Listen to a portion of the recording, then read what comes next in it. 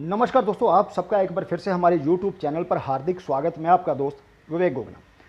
दोस्तों, आज हम चर्चा करेंगे कुछ ऐसे ग्रहों की जो अक्टूबर के महीने में वक्री होंगे और कुछ ग्रह नीच भी होंगे, जिसके कारण कुछ लगन वालों को तकलीफ हो सकती है, परेशानी आ सकती है। ऐसा नहीं है कि सभी को परेशानी होगी, क्योंकि जिन लगन वालों की हम बात करेंगे, यदि उनको इन ग्रहों से जुड़ी दशा, भुक्ति या अंतर चल रहा होगा, तभी कोई परेशानी खड़ी हो सकती है। पहले हम ग्रहों की बात कर लेते हैं कि कौन से ग्रह वक्री, अस्त या नीच होने जा रहे हैं और कब। अक्टूबर के इस महीने में मंगल वक्री अवस्था में 4 अक्टूबर को, मतलब कि कल, मीन राशि में प्रवेश करेंगे और 14 नवंबर की सुबह को मीन राशि में ही मार्गी होंगे। बुध ग्रह व्यापार का कारक तुला राशि में अभी गोचर कर रहे हैं और 14 अक्टूबर को वक्री हो जाएंगे और 20 अक्टूबर को अस्त भी हो जाएंगे। 31 अक्टूबर को बुध उदय होंगे और 3 नवंबर तक वक्री चलेंगे।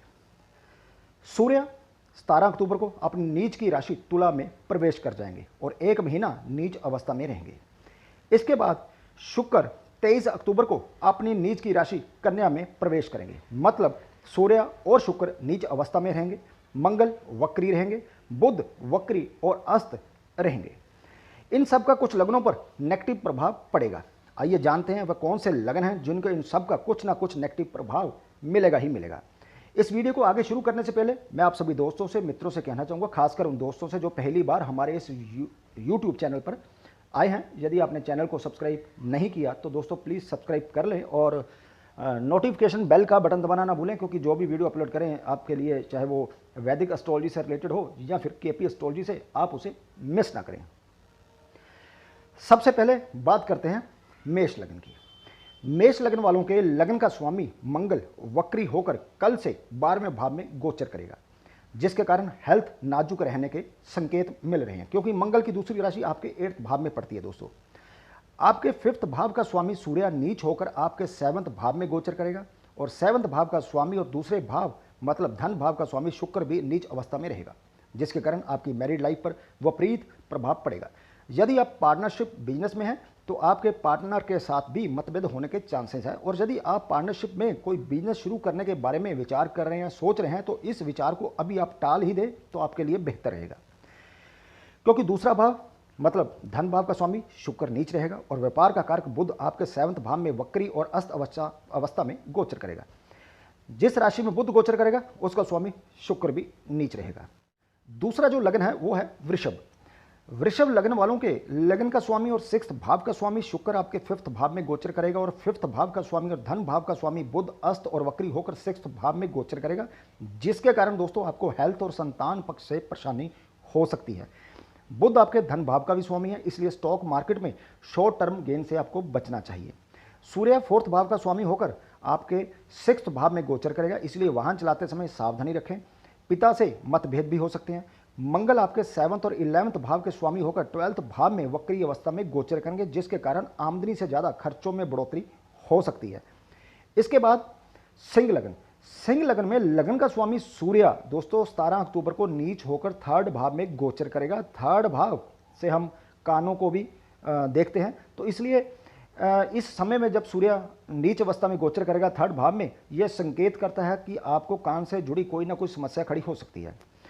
धन का स्वामी, लाभ का स्वामी बुध अस्त अवस्था में रहेगा और सुख भाव और भाग्य का स्वामी मंगल वक्री होकर 8th भाव में गोचर करेगा, जिसके कारण भाग्य का साथ कम मिलेगा और माता की हेल्थ को लेकर परेशानी हो सकती है। और यदि प्रॉपर्टी से रिलेटेड कुछ विचार दिमाग में चल रहे हैं तो इस महीने में उसको टालना ही आपके लिए बेहतर रहेगा।